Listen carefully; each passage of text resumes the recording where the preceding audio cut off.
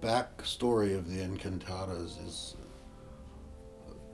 it's old because I wrote this piece in 1983. The Albany Symphony commissioned it, and it was connected to the 175th anniversary of the Albany Military Academy, which Herman Melville, who wrote the text of the Encantadas, attended in 1841 for a month or two until I think he realized that it wasn't for him.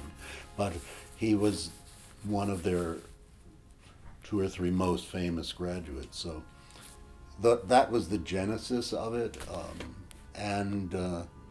So I was asked to find a text of Melville to set for narrator and orchestra, basically. And so I read Moby Dick and decided that it was too long. I was asked to write a piece for 30 minutes duration, and I didn't see how that could be really effectively condensed into 30 minutes, since it's really, in a way, about time the experience of a long time.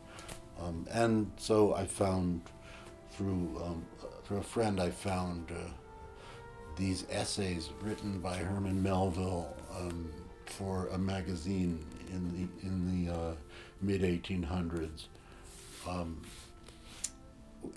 and they're about the Galapagos Islands, which he had occasion to visit when he was in the Merchant Marines. So they're written from his own personal experience. He was at the Encantadas, the Galapagos, right around the time Darwin was there, formulating his theory of natural selection, and which was inspired by these creatures that lived at the Galapagos, I think. So the two, Darwin and Melville, kind of overlapped.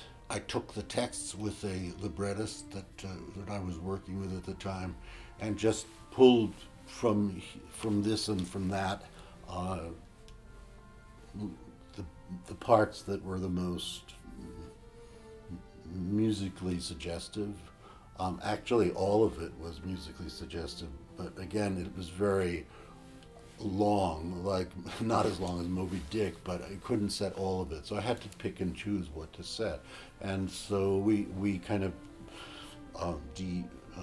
constructed it and then created this new libretto, which is based on the original 10 essays, but is different because it has its own arc and its own narrative.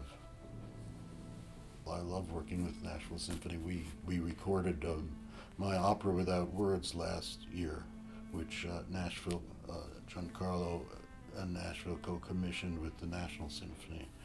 And the pairing is interesting on this disc of Opera Without Words, which I wrote in 2015 or 16, and the Encantadas written 35 years earlier. The pairing of Opera Without Words, which is actually an opera which had I set words and then I took them out.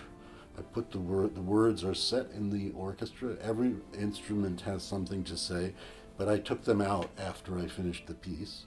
The Encantadas, on the other hand, was written 10 years before my first opera, so actually the Encantadas is opera number 0, I guess, because it is it's extremely theatrical, and it uses the orchestra to tell a story that sometimes underlines what the words are saying, and sometimes is commenting on what the words are saying. I used to perform this a lot when I was young, but it's really an old man, Melville himself, looking back on his youth in the Galapagos as an old man. That was how he conceived of these essays, I think, and how I imagined them. So now that I'm an old man, I'm in a way more comfortable telling the story of this journey through this evilly enchanted world as Melville saw it. I'm also a pianist, so I have performed my piano concertos with orchestra. It is in a way like that. Only I have to practice the words and not notes, and one really does have to practice the words. They're very rich words. It's rich prose and full of alliteration and big words and complex imagery. So it's actually not that easy. It's exciting at times. I love feeling the orchestra vibrating under my feet. So I like that, and I like the way I like revisiting this piece that I wrote as a young man, um, you know, almost 40 years later, and performing it